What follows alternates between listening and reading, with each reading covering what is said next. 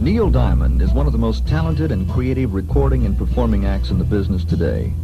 His music is contemporary, and he recently played 2 nights of packed houses in the home of country music, the Grand Ole Opry.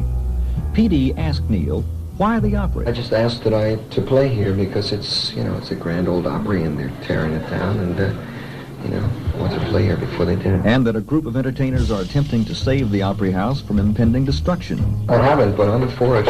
I'm for it. I think that too many of these places that have so much history are torn down, There must be something that they can use it for. It represents a very important part of Nashville's life. It'd be a shame to just tear it down. But I guess they'll do it anyway. On his move to Columbia Records, he said, I just went to Columbia because it was right for me to go to Columbia. So I went there. By all standards, Neil Diamond material is considered pop, but was asked if he felt he had any country overtones. Yeah, I have a lot of country overtones. It's a basis of my music. It was my first love. It was, it'll probably be my last. I think the music is exposed all over the world. I was exposed to country music for a lot of my life, and I loved it. Grew up on it. On radio, his thoughts are contrary to many in the music industry. He feels radio is far more open musically than in the past. Well, I think the difference that I notice is that radio people are more open to new forms of music. When I first started writing, when I was 16, when I was 17, there was one type of music that was played generally on radio, and I think the world was ready for some people like the Beatles to break that whole thing open.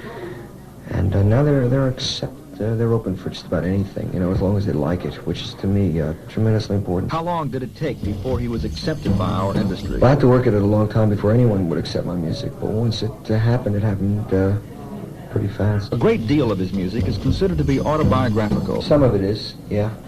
Most songs reflect where the writer is at, Not all of it is autobiographical, but enough of it so that the audience come into a concert and know me pretty well before I walk out on stage, and I like that. Neil is quitting the road for a 2-year sabbatical.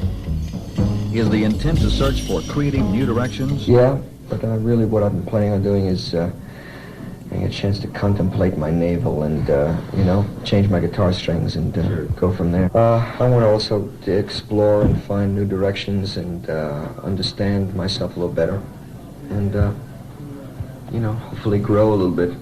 Get away from it, see it better by getting away from it. And also the road is very, very difficult, and you can't survive on it for too long.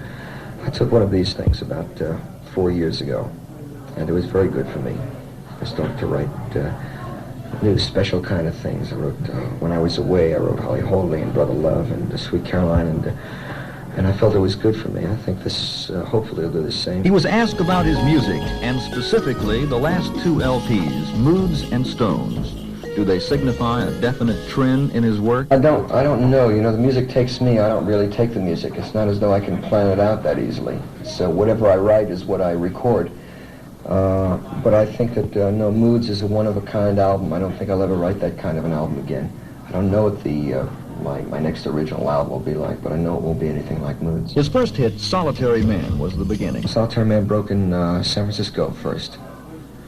Yes. Then it spread quickly to Los Angeles and died. Which station in San Francisco? I don't remember. If I had to guess, I'd say it was KFRC. And Neil Diamond, a giant in our industry, continues his growth as a creative colossus.